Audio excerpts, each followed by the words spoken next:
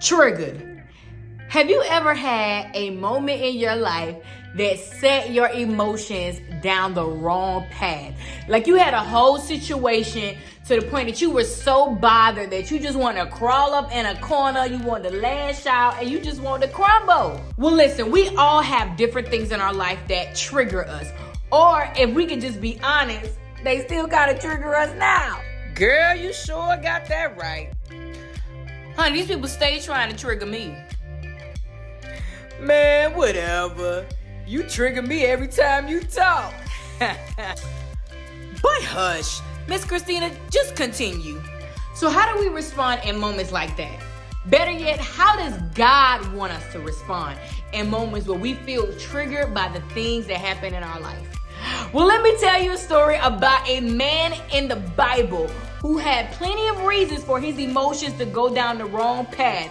But as we're going to read his story, you're going to notice that his response is not what your response would have probably been if you was in the same situation. This man goes by the name of Job.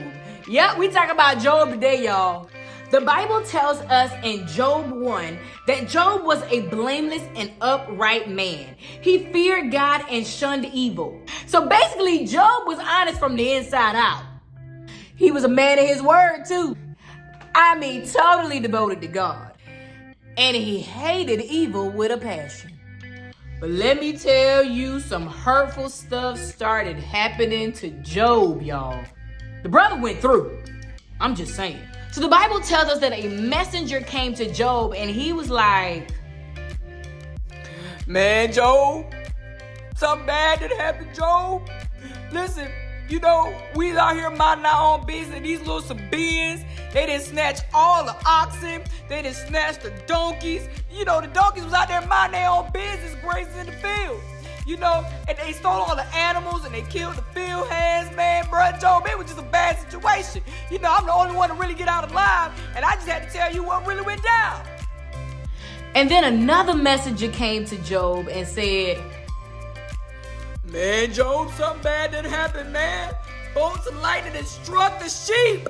Yeah, the little baby sheep, man, they gone, man. The shepherds gone and just fried them up, man. They burnt like crisp, man, like chicken, bruh. It's a bad situation, man. I'm the only one out here alive. I had to just tell you what happened, man. Like, Job, what we gonna do, bruh? And then another messenger came to Job and said, Man, bruh, it's bad, Job. The camels is gone, man. The camels and the camel drivers is gone, man. I'm the only one who made it out alive to tell you what happened, man. I don't know what the world coming to, man. It's bad out here, man. And then, y'all, tragedy strikes again. Job got another message saying, Job, bro, it just got real, man. It just got real, man. The fam gone, man. We was out there having a party, all your kids, man. And then this tornado just came through and swept everybody. The house fell on everybody, bro. They gone, man. I'm the only one who came out alive to tell you what happened, man. The family gone, man. What we gonna do? Ooh, honey, child, that's just too much. It's just too much. Well, let me tell you, I can't speak for you, but I'm telling you, that's a whole lot. That's enough to send anybody's emotions down the wrong path. I'm talking about straight path of destruction. I mean, could you imagine having all of these things and then all of a sudden, boom, it's just gone like that? So why did I tell you this story? Well, I told you this story because, as you can see, Job had plenty of reasons for his emotions to go down the wrong path. I'm talking about lash out, be mad, be hurt, be distraught, want to crawl up in a corner and just fall apart. But I want you to notice Job's response. The Bible tells us that Job said, Naked I came from my mother's womb, and naked I will depart. The Lord gave, and the Lord has taken away. May the name of the Lord be praised.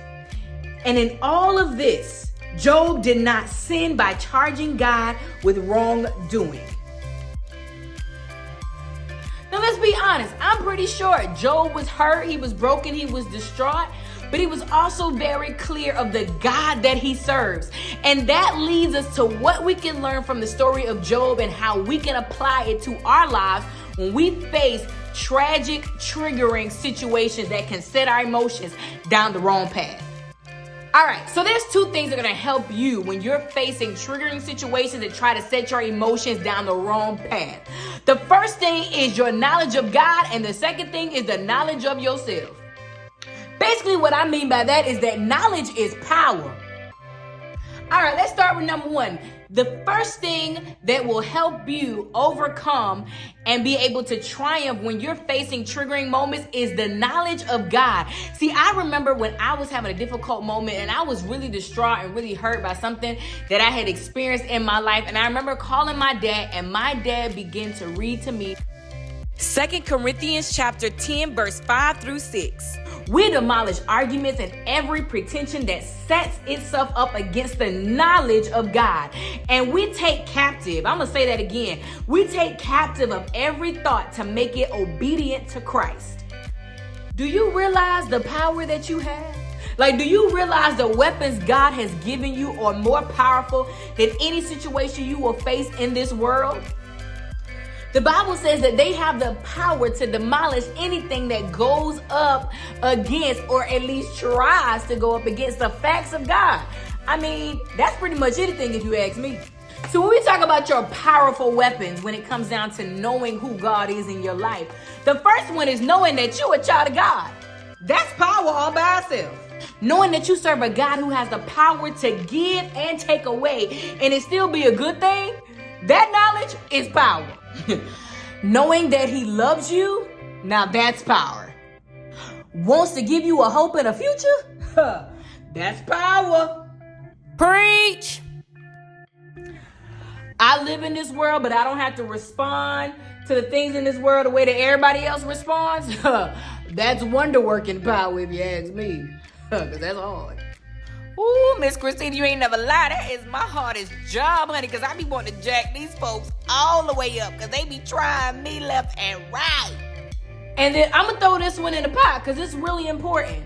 Knowing that my Bible tells me the value and the importance of having wise counsel. So if I need to go to therapy, if I need to get me a counselor, that is okay. That's power. And it's my business.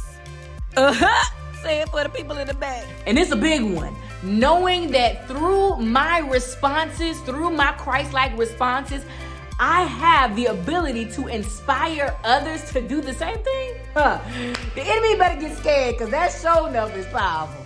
So yes, the knowledge of God is going to be one of your greatest weapons whenever you're dealing with the things in this life. And outside of the knowledge of God, the other thing that you got to have is the knowledge of yourself. What do I mean by that? Let me elaborate. If you're anything like me, you do get kind of bothered when things don't go right. But repeat after me. Say, this life. Come on, say it with me. Interact with me. Say, this life that God has given me was never designed. Let's say that one more time together. It was never designed to be perfect. That part. Basically what I'm saying, y'all, is that this life that we live, it's not going to be perfect. We're going to have hard times. We're going to have moments in our life that will try to set our emotions down the wrong path. And you sometimes will get upset. You're going to get angry. But the goal is to not stay there. How can we overcome those moments that God has warned us about in the Word of God? He said you're going to face trials and tribulations. Don't be surprised by it. So how can we be prepared? And one of the ways that we can be prepared is knowing who God is, the knowledge of God. And number two, this one is my favorite. This is something I have to apply to my own life every single day. And that is, Christina, deal with yourself according to the knowledge that you have about you. And what exactly do I mean by that? Well, there are things in your life that will trigger you that you can't avoid.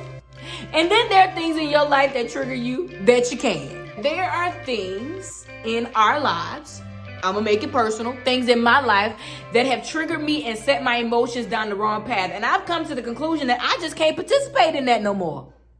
I I can't participate. Count me out. Not present. Your girls got to go because I got things to do, purpose to fulfill, honey.